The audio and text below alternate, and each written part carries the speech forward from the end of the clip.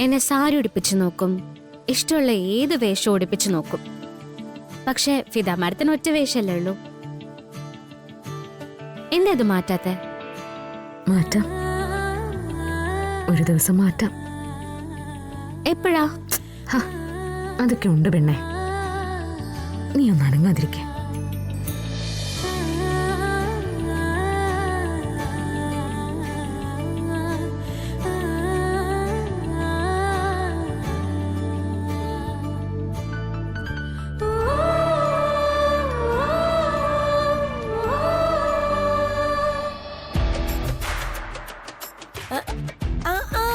ഇത് കൊള്ളാലോ. രാധികമോളുടെ മുടി കടക്കുന്ന കണ്ടപ്പോഴേ ഞാൻ വിചാരിച്ചതാ ഇതുപോലെ ഒരെണ്ണം എനിക്കും ചെയ്യണോ. അതെങ്ങനാ? ഫിദാമ്മയുടെ ഒരു അവസരം തരണ്ടേ? എല്ലാം അങ്ങ് കണ്ടറിഞ്ഞ് ചെയ്യുമല്ലയോ. അതെ ഫിദാ മേഡം, ഞാനിത് കടയിൽ വാങ്ങിക്കാൻ ചെന്നപ്പോഴേ കടക്കാർക്ക് പോലും ഇത് മനസ്സിലാവുന്നില്ല. എനിക്കൊന്നും മനസ്സിലായില്ല. എന്തുട്ടാ അതിന്റെ പേര്? ഇതിന്റെ പേര് അഖിലെന്നാ. അയ്യോ അഖിലോ?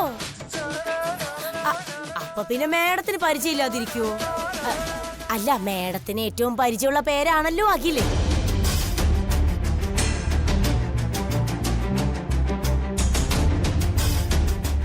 അതെന്താ മാഡത്തിന് ആ പേര് അത്ര പരിചയം?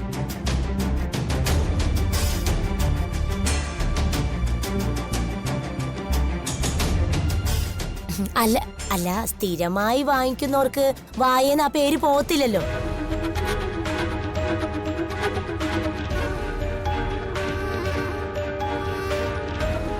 ജയന്തി എന്താ വൈകിയത്? ഓ എന്റെ പൊന്നു മേഡം, ഒന്നും പറയണ്ട.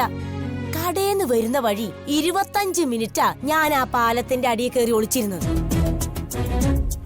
ഒളിച്ചിരിക്കോ? അതെന്തു പറ്റി?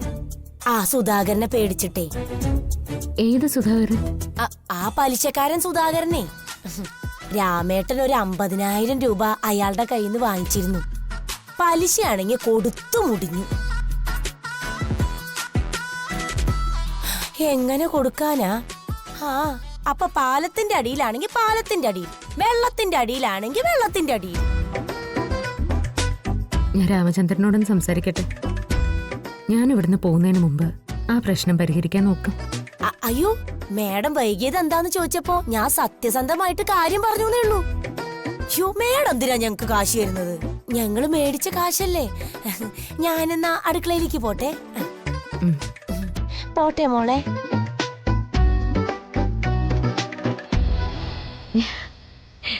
ജയന്തി ചേച്ചി രാവിലെ തന്നെ തുടങ്ങിയല്ലോ. ജീവിതമല്ലേ മോളെ, ഒരുപാട് പേരെ നമുക്ക് കാണേണ്ടി വരും. അവര് പലതരക്കാരല്ലേ. അപ്പോൾ നമുക്ക് എന്താ ചെയ്യാൻ പറ്റുക? നമ്മൾ എന്താണോ എവിടെ പോയാലും അത് സൂക്ഷിക്കാൻ നോക്കുക.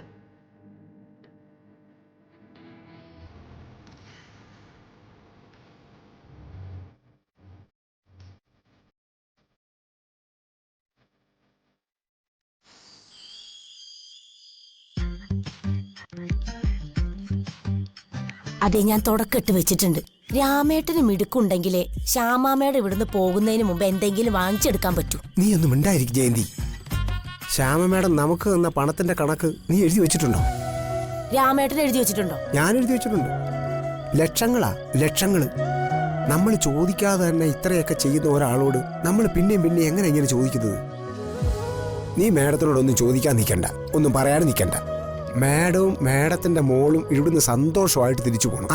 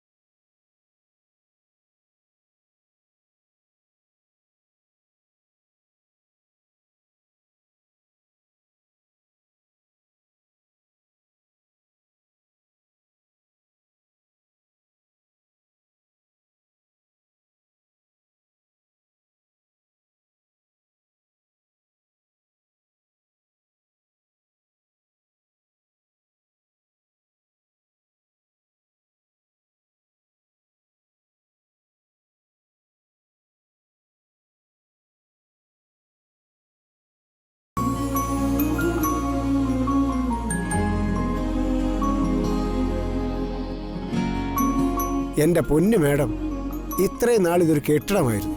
ഇപ്പതേ ഐശ്വര്യമുള്ളൊരു വീടായി. ഈ നിലവിളക്കും അതിന്റെ പിറകിലിരിക്കുന്ന മോളും ഐശ്വര്യത്തിന് വേറെന്താ വേണ്ടത്? അതെ, രാധിക മോളുടെ പാട്ട് കലക്കി. നീ ഒന്നും മിണ്ടായിരിക്കും ജയന്തി. ആട്ടല്ലടി, പ്രാർത്ഥനയാ. ഓ, നിങ്ങൾക്ക് വിവരമുണ്ട്, ഞാൻ സമ്മതിച്ച്. ആ. ആ.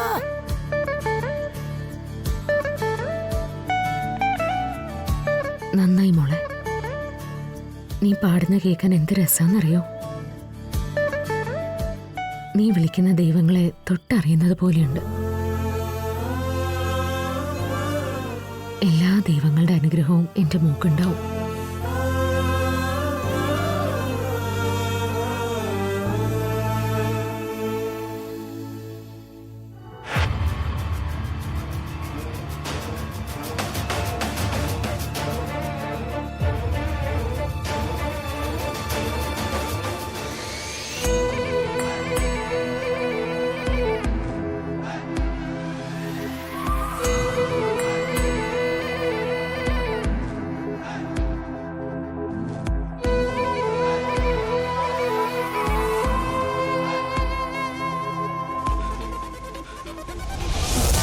വരുൺ, ദാ, ചായ കുടിക്കേ.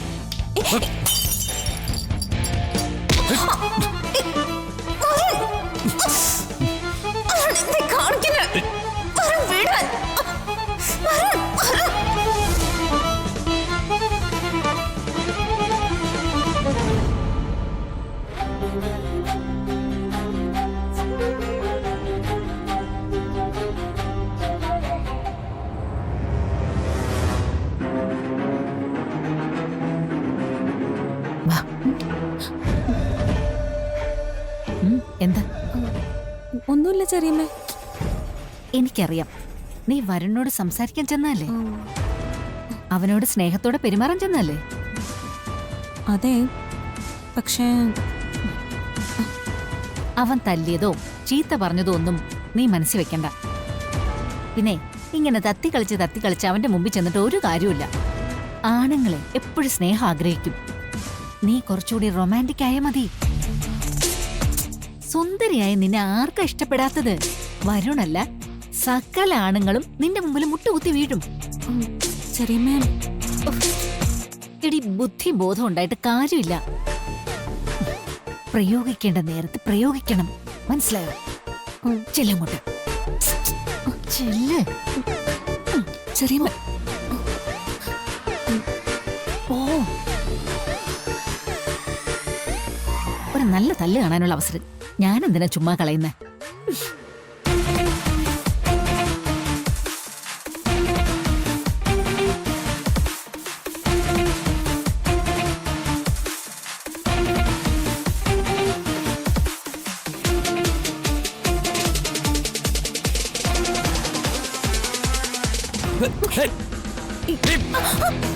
നിന്നോട്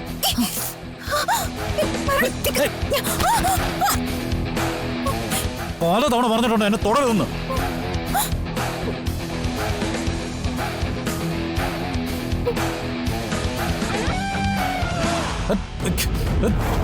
നിന്നെ ഉണ്ടല്ലോ അടിച്ചു. വരുൺ,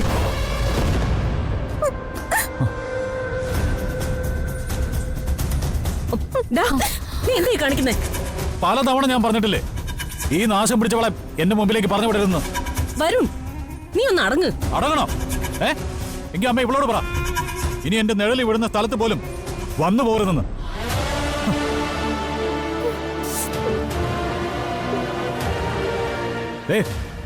ഒരു കാര്യം ഞാൻ തീരുമാനിച്ചിട്ടുണ്ടമ്മേ, പേടിക്കാനും നാടുവിടാനും ഞാനില്ല.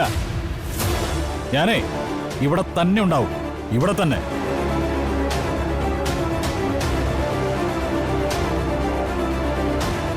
എന്റെ രാധികയെ ഞാൻ കണിമംഗലത്തേക്ക് തിരിച്ചു കൊണ്ടുവരികയും ചെയ്യും.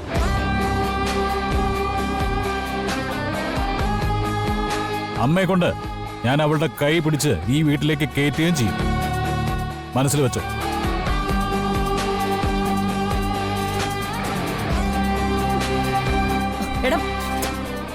പ്രിയങ്കേ, മോളെ എണീക്ക്. വാ. എന്തൊക്കെയായിട്ട് ഈ നടക്കുന്നേ? അധികം താമസിയാതെ കണിമംഗലത്തൊരു പെൺകുട്ടിയെ കഴുത്ത് ഞെരിച്ചു കൊന്നു എന്ന് നാട്ടുകാർ പറയും. നീ വാ മോളെ, വാ. ഇനി ഒരിക്കലും ഞാൻ പറയുന്നത് എന്റെ മോൻ അനുസരിക്കില്ല അല്ലേ അമ്മേ? അവന് എന്നോടൊരു തരി ഇഷ്ടമില്ല, വെറുപ്പ് മാത്രമേ ഉള്ളൂ. രാധികയെ അവനെയും പരമേശ്വരൻ പുറത്താക്കിയപ്പോ നീ ഇവിടെ തളർന്നു വീണു. അവൻ ഇഷ്ടപ്പെട്ടവളുടെ കൂടെ പോകാതെ അവൻ നിന്റെ അടുത്ത് കാവലിരുന്നു. അത് അവന് നിന്നോടുള്ള സ്നേഹമാ. അത് നീ കണ്ടാലും കണ്ടില്ലെങ്കിലും. പത്മിനി, അവൻ ഒരൊറ്റ പെണ്ണിനെ സ്നേഹിച്ചിട്ടുള്ളൂ, അത് രാധികയെ. അവൻ ഒരു പെണ്ണിന്റെ കഴുത്തിലെ താലി കെട്ടിയിട്ടുള്ളൂ, രാധികയുടെ കഴുത്തിൽ.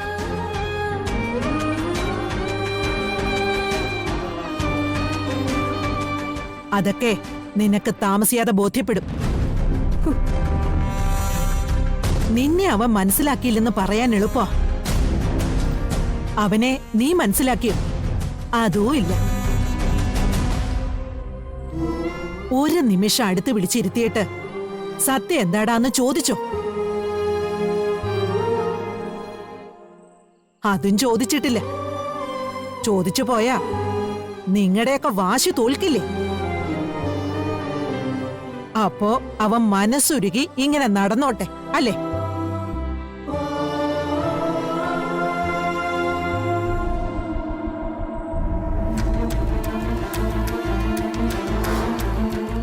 അമ്മേ, അമ്മയും വരുണും തമ്മിൽ ഇഷ്ടക്കുറവൊന്നും ഉണ്ടാവണ്ട. അമ്മ ഇനി എന്നെ ന്യായീകരിച്ചു ഒന്നും പറയുകയും വേണ്ട. എന്തിനാ പറയുന്നേ?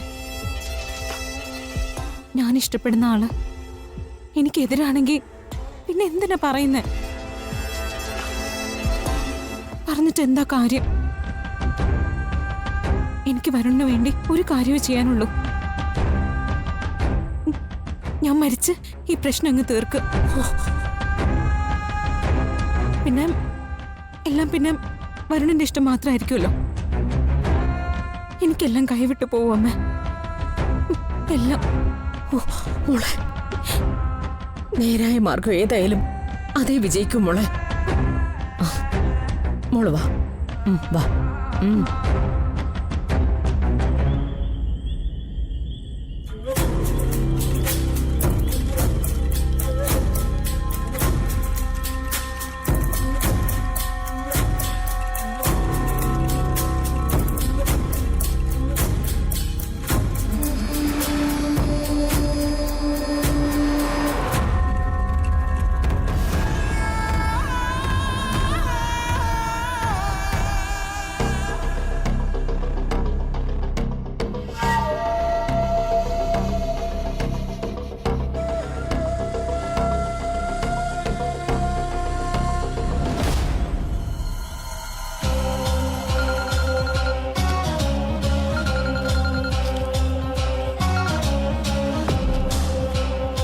Hello Aishwarya madam.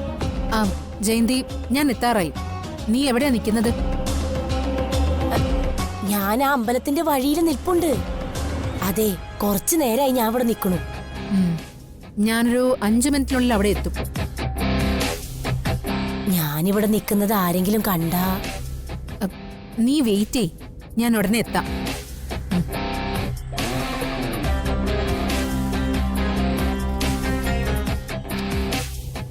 Madam, Shyama madam ഒരാളെ സ്നേഹിക്കാന്ന് പറഞ്ഞാ അതൊരുമാതിരി അസ്ഥിക്ക് പിടിച്ച സ്നേഹമാണ്.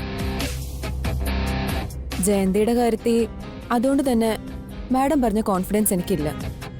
മാലിനി, ശ്യാമ ഇപ്പോ എന്തിനും തയ്യാറായ നടക്കുന്നത്. ശ്യാമയോട് നേരിട്ടൊരു ഏറ്റുമുട്ടൽ പറ്റില്ല. അത് ചിലപ്പോ നമ്മുടെ ജീവൻ തന്നെ അപകടത്തിലാക്കും. പക്ഷേ അപകടത്തിലാവേണ്ടത് ശ്യാമയും അവളുടെ മകളും. ഇപ്പൊ നമ്മുടെ മുമ്പിൽ അതിനുള്ള മാർഗം ജയന്തി മാത്രം. ജയന്തിയെ എങ്ങനെ കുരുക്കണമെന്ന് എനിക്കറിയാം. എന്നാലും ഇങ്ങനൊരു കാര്യമൊക്കെ പറയുമ്പോ വഴി തെറ്റാനുള്ള മനസ്സുള്ളവരാ നമ്മളെ ജീവിപ്പിക്കുന്നത്. ജയന്തി വഴി തെറ്റും, എനിക്ക് ഉറപ്പുണ്ട്.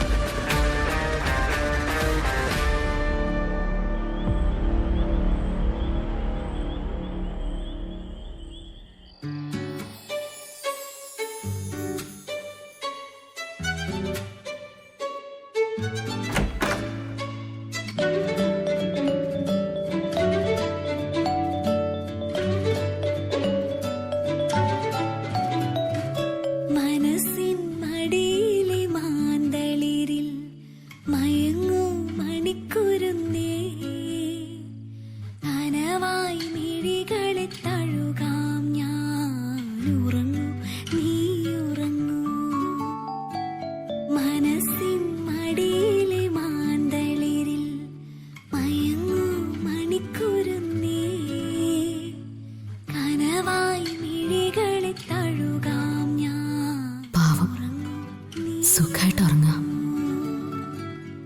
ഇവിടെ എൻ്റെ മോളെ സുരക്ഷിതയാ.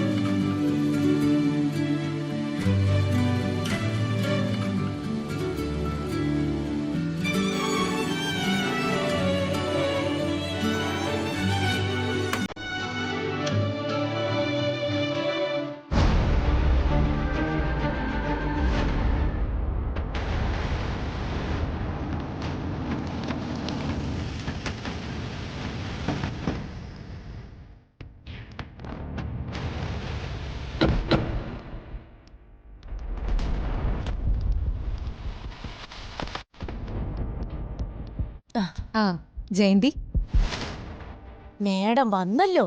ഇപ്പൊ തന്നെ 1-2 പരിചയക്കാര് ചോദിച്ചതേ ഉള്ളൂ. എന്താ ഇവിടെ നിക്കണേ? ആരെങ്കിലും വരാനുണ്ടോ? ചോദ്യത്തോട് ചോദ്യം തന്നെ. ഇത് തുറന്നു നോക്ക്.